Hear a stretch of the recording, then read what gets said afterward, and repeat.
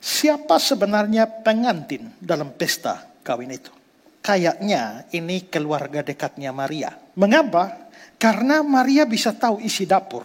Anggur habis. Sekalian dia merasa bertanggung jawab untuk mengatasi persoalan itu. Itu menunjukkan bahwa Maria sepertinya adalah orang dalam. Jadi bisa dikatakan bahwa ini adalah kerabat dekat dari Maria ibu Yesus. Barclay bilang, Maria ibu Yesus datang ke pesta itu.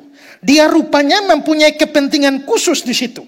Maria agaknya ikut bertanggung jawab dalam persiapan pesta itu. Karena dia merasa gelisah ketika diketahuinya bahwa anggur sudah habis. Dia agaknya menjadi pemimpin para pelayan atau mempunyai kewibawaan khusus terhadap mereka sehingga dia bisa memerintahkan mereka melakukan apa saja yang Yesus katakan. Ada beberapa sumber berbahasa Koptik. Koptik itu adalah Mesir kuno. Menceritakan bahwa Maria sebenarnya adalah bibi dari mempelai laki-laki. Dan ada juga yang mengatakan bahwa sebenarnya yang menikah ini adalah Yohanes sendiri dan ibunya bernama Salome yang adalah saudara perempuan dari Maria.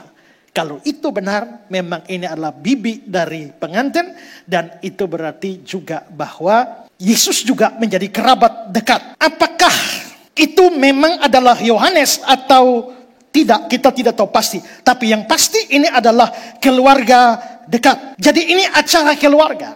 Ada orang bertanya kalau memang itu acara keluarga, mengapa Yusuf tidak muncul? Yusuf hanya muncul dalam cerita awal tentang kelahiran Yesus. Tapi setelah itu cerita tentang Yusuf hilang. Dugaan terkuat adalah Yusuf mati muda. Dari mana dugaan semacam itu? Karena Yusuf itu tukang kayu. Tapi nanti kita bisa melihat bahwa bukan hanya Yusuf yang disebut tukang kayu. Yesus pun tukang kayu. Markus 6 ayat 3. Bukankah ia ini tukang kayu anak Maria?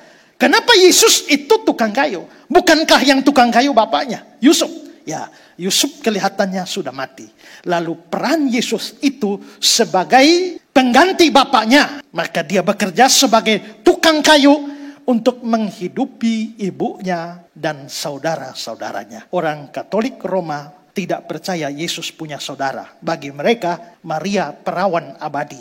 Waktu sebelum melahirkan Yesus perawan. Pada saat melahirkan Yesus perawan. Setelah melahirkan Yesus tetap perawan. Yusuf tidak pernah hubungan seks dengan Maria. Itu pandangan Katolik. Pandangan Protestan adalah bahwa keperawanan Maria penting untuk melahirkan Yesus. Makanya Maria harus perawan sebelum melahirkan Yesus. Tapi keperawanan Maria tidak lagi penting saat Yesus sudah lahir. Jadi mengapa harus tetap perawan? Maka orang Protestan percaya bahwa setelah melahirkan Yesus, Yusuf dan Maria hidup seperti suami istri biasa dan mempunyai saudara-saudara yang disebutkan dalam Matius 13. Ada Yakobus yang menulis surat Yakobus di Alkitab itu. Dan ada Yoses namanya, lalu ada yang namanya Yudas yang menulis surat Yudas di Alkitab. Jadi yang tulis surat Yudas itu bukan Yudas Iskariot. Ada orang yang bilang, Pak, kenapa Yudas Iskariot sudah mengkhianati Yesus tapi kita masih membaca kitabnya? Salah bang. Yudas itu ada banyak, bukan hanya satu Yudas saja. Memang gara-gara Yudas Iskariot lah mencemarkan semua Yudas. Padahal ada Yudas yang banyak dan Yudas yang itu adalah Yudas saudara Yesus. Orang Katolik menerjemahkan bahwa saudara di situ itu tidak harus saudara. Karena Gereja Ortodoks misalnya percaya bahwa Yusuf itu duda. Dan dalam perkawinan pertama Yusuf sudah mempunyai anak-anak. Sehingga pada waktu dia menikah dengan Maria, maka Maria melahirkan Yesus, otomatis Yesus mempunyai saudara-saudara dari perkawinan Yusuf yang pertama. Saya tidak mau bahas itu, tapi yang pasti adalah Yesus mempunyai saudara-saudara.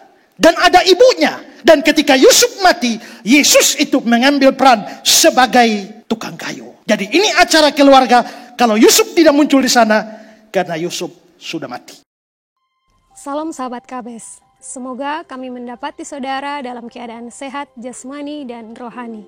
Dalam kesempatan kali ini, kami akan menyampaikan informasi pelayanan Yayasan Karya Bakti Esra Soru di awal tahun 2025 sebagai berikut. Saudara, pembangunan gedung sekolah PAUD dan sekolah dasar Kristen Bioba telah selesai dikerjakan pada tahun 2024 yang lalu, dan gedung ini juga telah digunakan oleh guru dan murid untuk kegiatan belajar mengajar.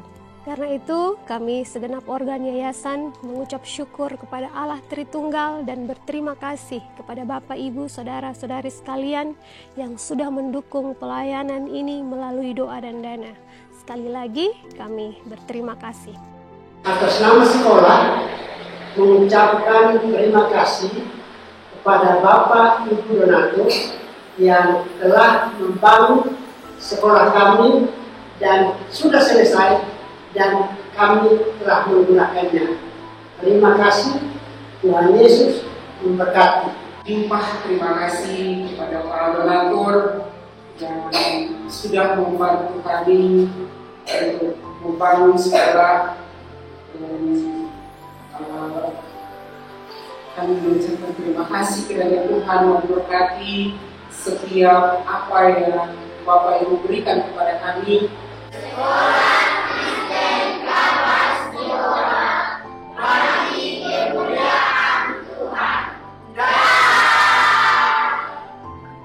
Kami juga menginformasikan bahwa pembangunan ini akan terus berlanjut dengan pembangunan gedung gereja GKIN Revival Cabang Bioba di depan atau di tengah-tengah gedung sekolah ini. Karena itu kami terus mengharapkan partisipasi dari Bapak, Ibu, Saudara-saudari sekalian untuk terus mendukung pelayanan ini agar pada akhirnya jemaat di sana dapat memperoleh tempat ibadah yang layak. Jika saudara terbeban atau tergerak hatinya untuk mendukung pelayanan ini, maka saudara dapat menyalurkan berkat saudara melalui nomor rekening yang tersedia. Yang kedua, Yayasan Karya Bakti Esra Soru juga sedang menggarap proyek musik video lagu rohani, baik cover maupun lagu original ciptaan Pendeta Esra Soru sebagai sarana pujian, penyembahan, dan penghormatan kepada Tuhan, dan diharapkan album ini dapat digunakan oleh berbagai kalangan Kristen.